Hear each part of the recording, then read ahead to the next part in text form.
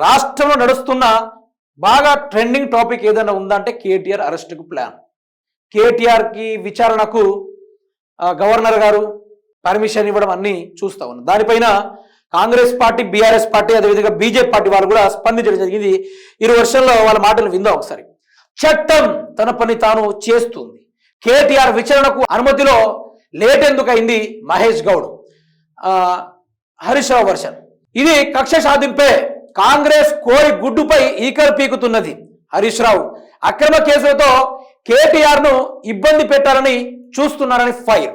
రేవంత్ కేసీఆర్ మధ్య లోపాయికారి ఒప్పందం. కేటీఆర్ విచారణకు గవర్నర్ అనుమతి రావద్దని సీఎం కోరుకున్నారు బండి సంజయ్. ఇక ఇరువురి వారిగా మాట్లాడుకున్నారు. అయితే ఎలక్ట్రో బాండ్ల ద్వారా కానీ లేకుంటే 54 కోట్ల రూపాయల దుర్వినియోగం కేటీఆర్ చేశాడు. దానిని చట్టం తన పని చేసుకుంటుంది. జైలుకు పంపక తప్పదు, బీఆర్ఎస్ పార్టీ పని అయిపోక తప్పదు అనుకుంటే నాన్న రకాలుగా మాట్లాడుతూ ఉన్నారు. సో చదువుకున్నాడు కంటే ఈ కార్ రేస్ అంటే ఎంతో ఎవరికైనా తెలుసు.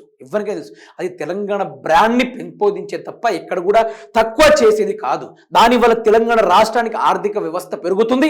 దానివల్ల తెలంగాణ రాష్ట్రానికి అంతో కొంత ఇన్కమ్ జనరేట్ అవుతుంది.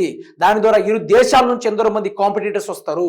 ఈ తెలంగాణ రాష్ట్రం హైదరాబాద్ ఒక టూరిజం హబ్గా కూడా ఉంటుంది అనుకుంటూ కేటీఆర్ గారు సర్వాత్ర ఆలోచనతోటి చదువుకున్న మనిషిగా ఆలోచించి ఆ యొక్క ఈ కార్ రేస్ని తీసుకురావడం జరిగింది. దాన్ని ఇప్పటి వరకు నరేంద్ర మోడీ కూడా తీసుకురాలేదు.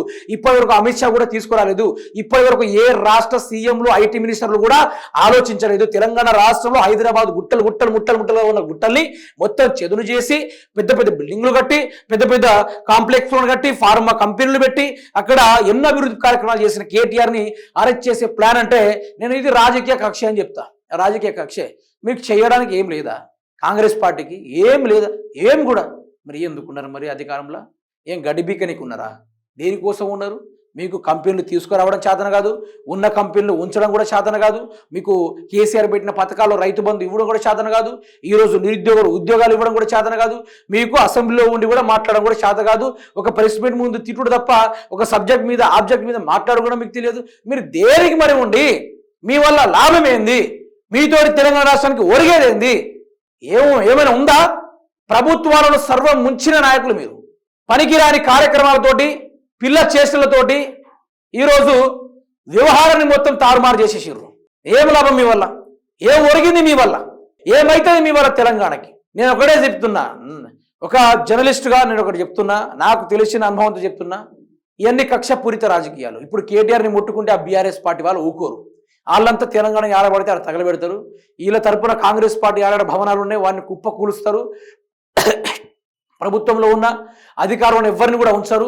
నాకు తెలిసి రేవంత్ రెడ్డిని కూడా ఆ నేపాల్లో ఏ విధంగా జరిగిందో అదే విధంగా రేవంత్ రెడ్డి పక్క రాష్ట్రాల వరకు తరుముకుంటా పోతారు. ఇది మాత్రం పక్క. ఇది కనుక ఇట్లా చేస్తే ఇక చెప్తున్నా కదా, యాజ్ ఇట్ ఈజ్గా మొత్తం సర్వం ఆగం అయిపోతుంది. మీరు చూస్తూనే ఉండండి.